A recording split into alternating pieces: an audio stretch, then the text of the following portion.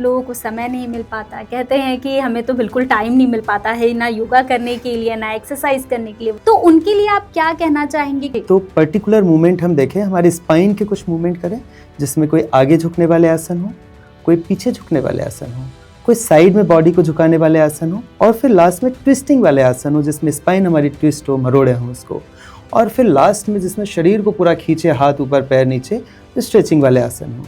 ये main movement हमारे शरीर के होते हैं। तो योग सिखाता है सबसे पहले खुद के लिए क्या डिसिप्लिन हो, सेल्फ डिसिप्लिन, फिर उसके बाद जिस सोसाइटी में हम रह रहे हैं उसके लिए क्या डिसिप्लिन है।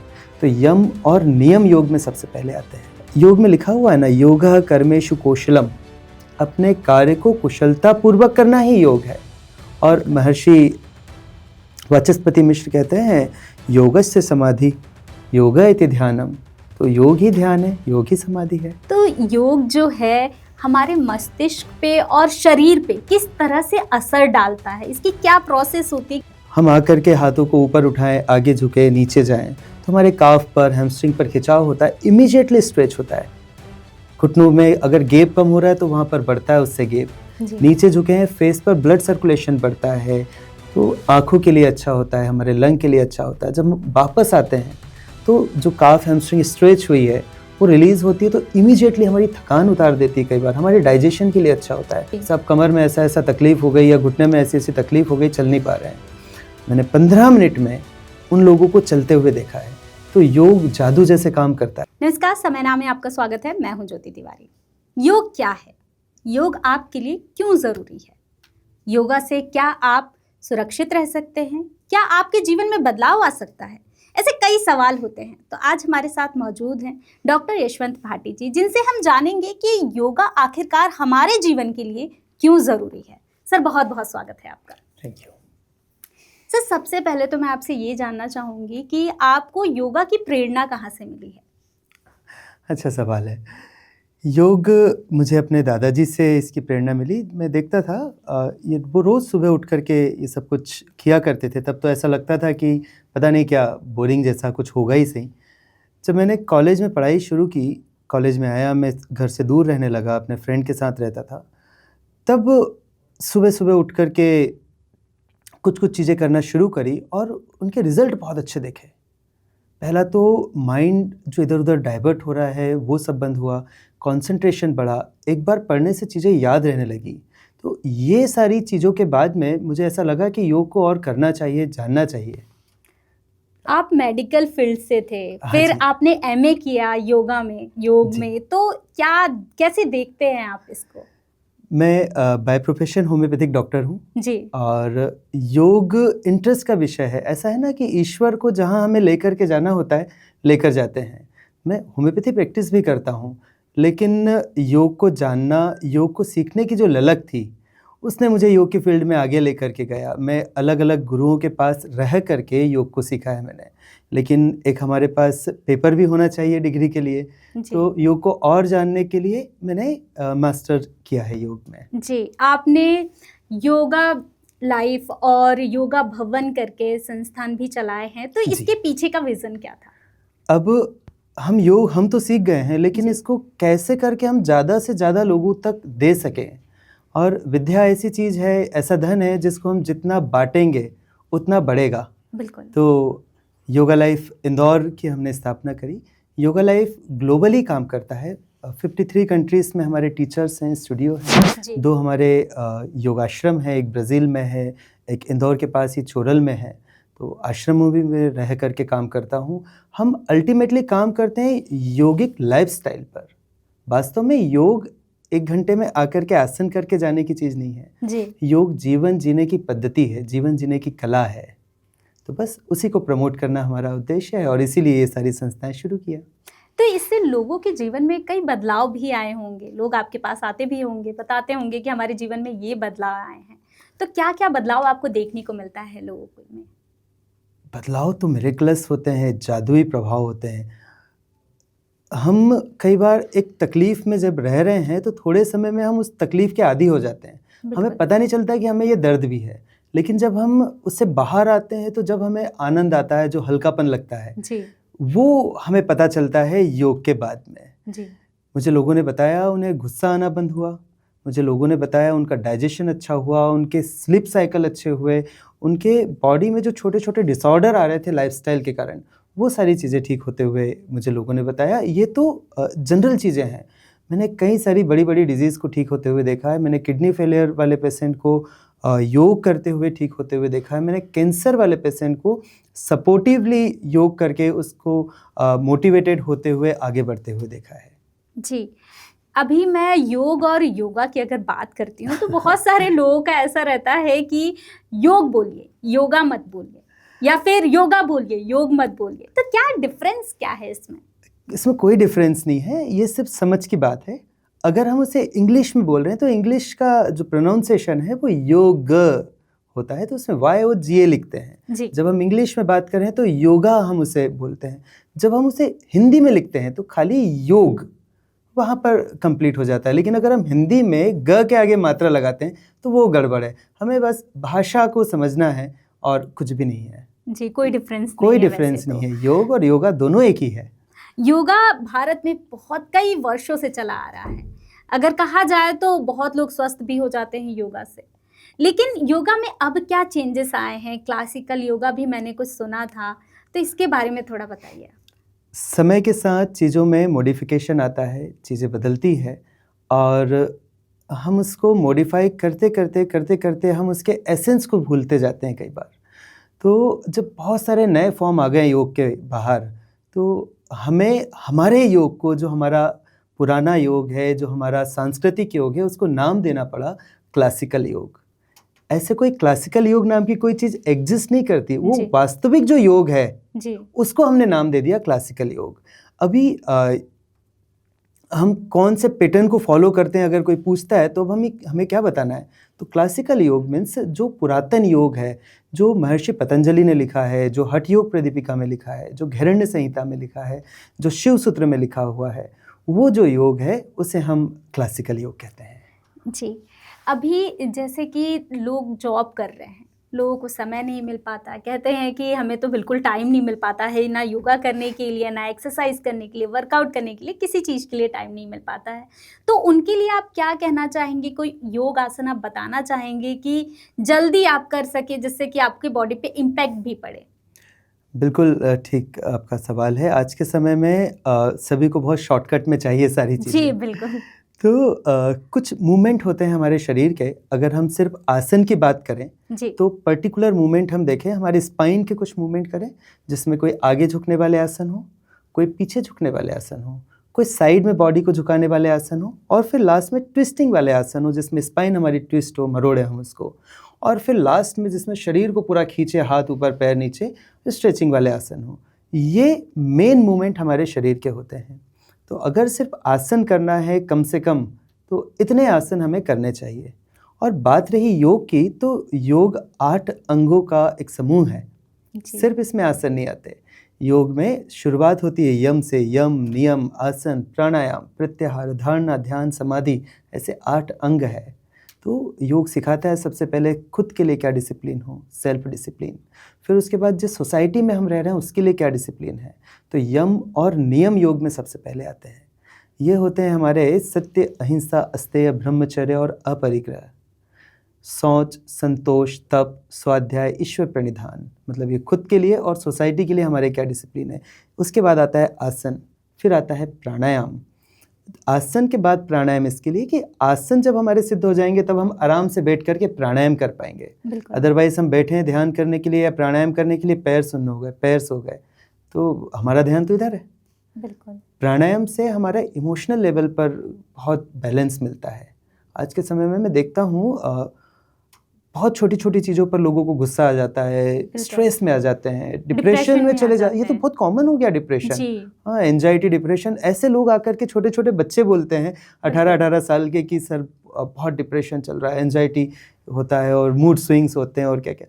तो ये मैथ्स जैसे काम करता है योग वहाँ पर। जैसे 1+1 किया तो 2, वैसे ही आपने यहाँ प्राणायाम किया और यहाँ रिजल्ट।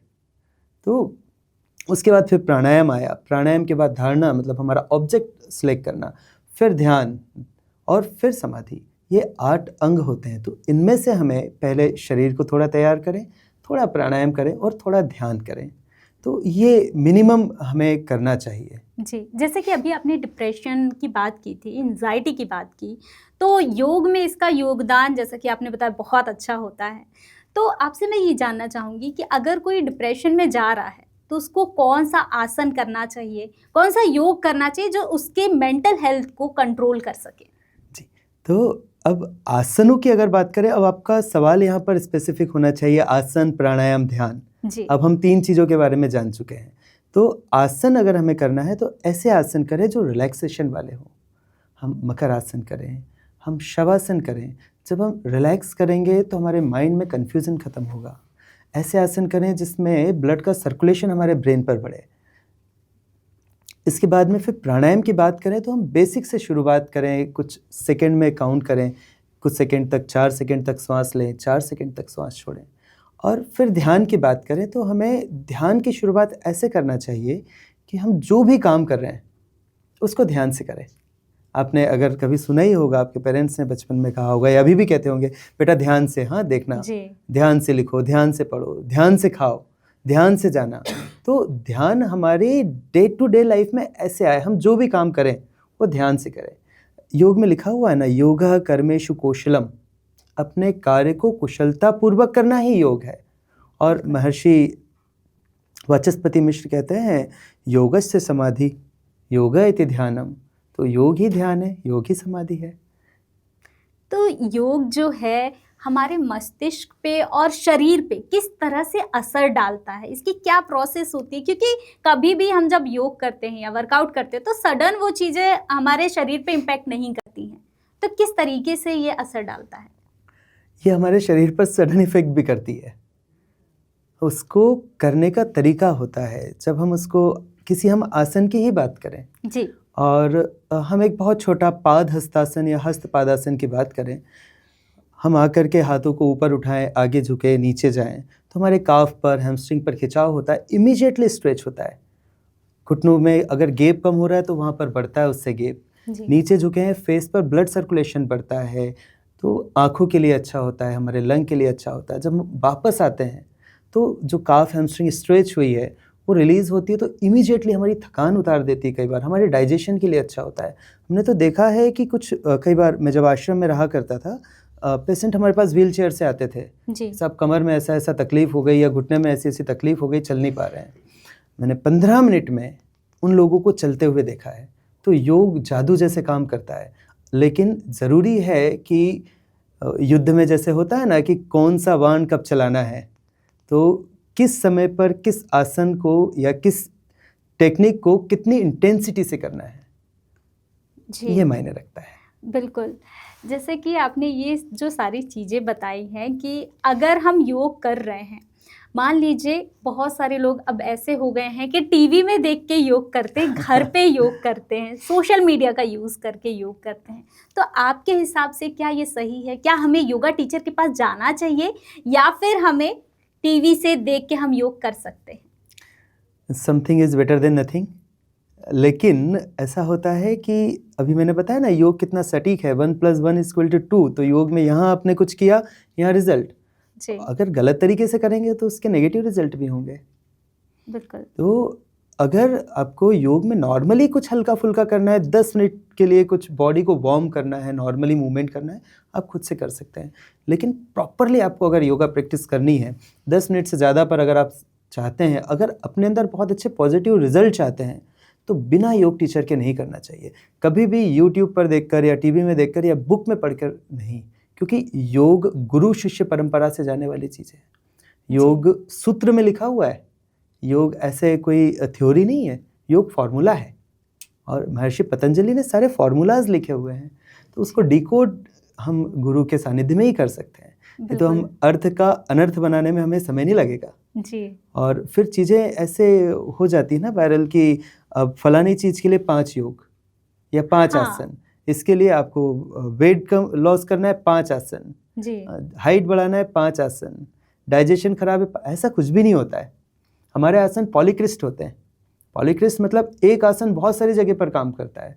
हमारे जो योगी थे उन्होंने तो कई बार अपना पूरा जीवन एक आसन पर निकाल दिया, उस आसन की सिद्धि में। तो जब एक ही आसन मान लो सिद्ध हो जाए तो आपके सारी व्याधियों को दूर कर सकता है। लेकिन हम व्याधियों के लिए योग क्यों करें, आसन क्यों करें? हम तो स्वस्थ रहने के लिए योग करना है, आसन करना है। जी, तो आपके हिसाब से ऐसा होना चाहिए कि योग को हमें अपने जीवन शैली में शामिल करना चाहिए। यस।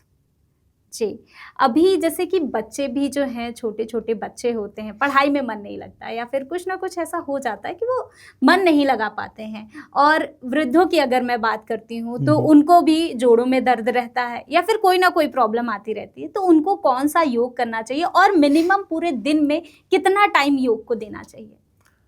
मैं फिर वापस से अपनी बात को रिपीट करता हूँ, हमें योग को जीवन में उतारना चाहिए, ना कि जीवन में थोड़ा-सा समय योग को देना चाहिए। छोटी-छोटी बातों के लिए योग में लिखा हुआ है, मैत्री, करुणा, मुदिता, उपेक्षा नाम सुखी दुखी पुण्या पुण्याच। यहाँ तक कि कैसे लोगों के साथ कैसा व्यवहार करना है, ये तक लिखा हुआ है। तो जिनके घुटनों में, जोड़ों में दर्द हो रहा है, वो पर्टिकुलर वही चीज़ करें जिससे दर्द ठीक हो।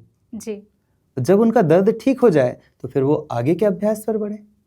छोटे बच्चों की बात करें तो जब तक कि बच्चा 5 साल का नहीं होता, उसको ऐसे बैठ कर के आसन करो, प्राणायाम करो, ये नहीं।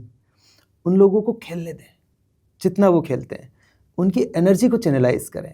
और मैंने जो सीखा है अपने गुरुओं से, उन्होंने ऐसा बताया है मुझे, और जो मैं प्रैक्टिकली भी प्रयोग करता हूँ, पहले बच्चों की एनर्जी को चैनलाइज़ करना होता है। उन्हें सूर्य नमस्कार कराएँ, जैसे उनकी एनर्जी न्यूट्रल हो, बैलेंस हो, उसके बाद फिर उन्हें ध्यान में बैठाएँ। तो बच्चों को खेल-खेल में योग कराते हैं हम।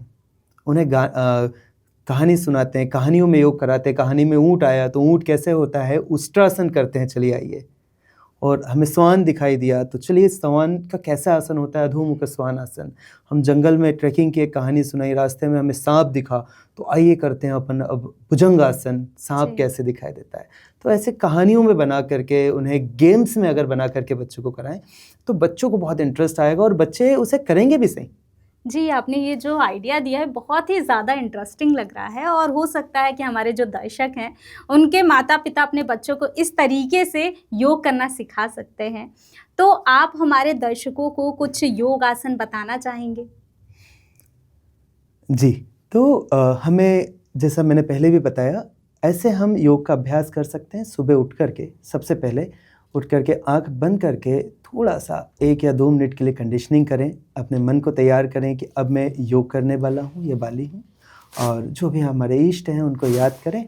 और उसके बाद आँख खोल कर के सबसे पहले पूरी बॉडी को स्ट्रेच करें, पूरी बॉडी को खींचें, जैसे ताड़ासन कर लें और यष्टिक आसन कर लें। जब शरीर ऐसा पूरा खिंच जाए, ओपन हो जाए, तो थोड़ी लूजनिंग एक्सरसाइज करें। थोड़ा गर्दन को चलाएं, राइट लेफ्ट, आगे पीछे ट्विस्ट करें। फिर कमर की कुछ एक्सरसाइज करें, आगे झुकें, पीछे झुकें, साइड में झुकें, शोल्डर के कुछ मूवमेंट करें, रोटेशन करें। फिर घुटनों की बारी आती है, घुटनों के कुछ मूवमेंट करें। ऐसे करके हमारी बॉडी पूरी की पूरी वार्म अप हो जाती है, शिथिल हो जाती है, तैयार हो जाती है आसन के लिए। अब बारी आती है आसनों की। तो अब मिनिमम की अगर और हम जाते हैं तो यहाँ पर शुरुआत करें हम फॉरवर्ड बेंडिंग से। सबसे पहले इसका फॉर्मूला है, पहले फॉरवर्ड बेंडिंग करें, फिर बैकवर्ड बेंडिंग करें, फिर साइडवर्ड बेंडिंग करें, फिर ट्विस्टिंग करें और स्ट्रेचिंग करें, और लास्ट में फिर हम रिलैक्सेशन करें, शवासन करें।